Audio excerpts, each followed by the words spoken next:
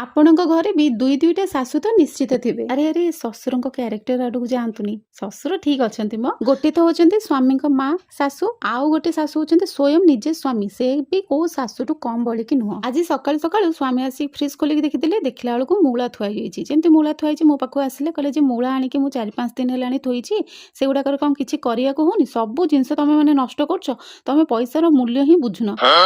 ମୁଁ ସେଇଠୁ ସାଙ୍ଗେ ସାଙ୍ଗେ ତାଙ୍କୁ କହିଦେଲି, ମୁଁ କହିଲି ଓହୋ ପାନ ପୁଡିଆ ଖାଉଥିବା ଲୋକ ଆଜି ପଇସାର ମୂଲ୍ୟ ମତେ ଶିଖଉଛନ୍ତି। ତାପରେ ମତେ କହିଲେ ସେ ବେକାରିଆ ହସ ହସନି, ସବୁ ତକ ମୂଳା ନଷ୍ଟ କଲ, ତମେ କିଛି କରିପାରିବନି ଏ ମୂଳାରେ। ମୁଁ କହିଲି କଣ ଚ୍ୟାଲେଞ୍ଜ ଦଉଛ? ତାପରେ ମତେ କହିଲେ ମୁଁ ଯୋଉ ଚ୍ୟାଲେଞ୍ଜ ଦେବି ତମେ ସେଇଟା ଜିନ୍ଦଗିରେ ସେମିତି କରିପାରିବ ନାହିଁ, ତମକୁ ଚ୍ୟାଲେଞ୍ଜ ଦଉଛି ଏଇ ମୂଳାରେ ସେମ୍ ଇନଗ୍ରିଡିଏଣ୍ଟ, ସେମ୍ ଟାଇମ୍ ଏବଂ ସେମ୍ ପ୍ରୋସେସରେ ତମେ ଏଇଥିରେ 2ଟା ଜିନିଷ ବନେଇକି ଦେଖାଅ।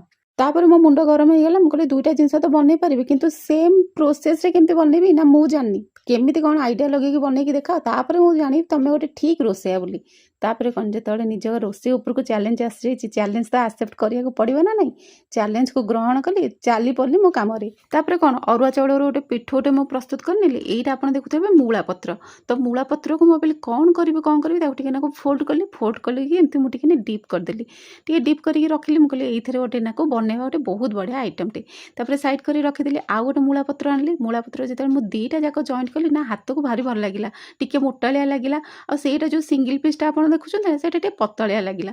ତେଣୁକରି ମୁଁ କ'ଣ କଲି, ସେ ସିଙ୍ଗିଲ୍ ପିସ୍କୁ ଆଣି ପକେଇଲି, ଆଉ ଗୋଟେ ପତ୍ର ମିଶେଇକି ତାକୁ ଏକା ସାଙ୍ଗେ ଡବଲ୍ ପିସ୍ କରିକି ମୁଁ ରଖିଦେଲି। ମୁଁ କହିଲି ନାଇଁ କିଛି ତ ୟୁନିକ୍ ବନେଇବା ନା, ଟିକେ ଟେଷ୍ଟି ବାଲା ବି ବନେଇବା ନା। ତାପରେ କ'ଣ କଲି, ଗୋଟେ ତାୱା ଆଣିଲି, ତାୱାରେ ଟିକେ ନାକୁ ସୋରିଷ ତେଲ ପକେଇ ସବୁଆଡ଼େ ସ୍ପ୍ରେଡ୍ କରିଦେଲି। ପ୍ରଥମେ ଯେଉଁ ପତ୍ର ମୁଁ ଡିପ୍ କରିକି ରଖିଥିଲି ତାକୁ କଖାରୁ ଫୁଲ ଭଳିଆ ଭାଜି ନେଲି। ଆଉ ବିଶ୍ୱାସ କରନ୍ତୁ ଏତେ ଟେଷ୍ଟ ଲାଗିବ ବୋଲି ମୁଁ ତ ନିଜେ ହିଁ ଜାଣିନଥିଲି।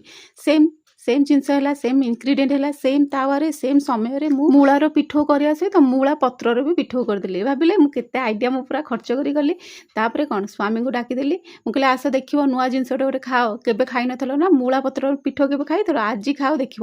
ସ୍ୱାମୀ ପ୍ରଥମେ ଭାବିଲେ ତ ଜମା ଭଲ ଲାଗିବନି, ତାପରେ ଯେମିତି ଗୋଟେ ନେଇଛନ୍ତି, ତାଙ୍କୁ ଏତେ ଭଲ ଲାଗିଲା, ସନ୍ଧ୍ୟାବେଳକୁ ବି ମୋତେ ମୂଳା ପତ୍ର ପିଠଉ ଟିକେ ନାକୁ ଖାଇବାକୁ ଦେବ, ଭାରି ଟେଷ୍ଟ ହେଇଛି, ୟୁନିକ୍। ମୁଁ କହିଲି ସେ କଥା ଛାଡ଼ ମୁଁ ଚ୍ୟାଲେଞ୍ଜରେ ଜିତିଲି ନା ନାହିଁ କୁହ ନା। ହଁ ତମେ ଚ୍ୟାଲେଞ୍ଜରେ ଜିତିଲ ଯେ ମୋ ମୁଣ୍ଡଟାକୁ ପୁରା ଗୋଲ କରିଦେଲ, ମୁଁ କେବେ ବି ଏମିତି ଖାଇନଥିଲି ମୂଳା ପତ୍ର ପିଠଉ।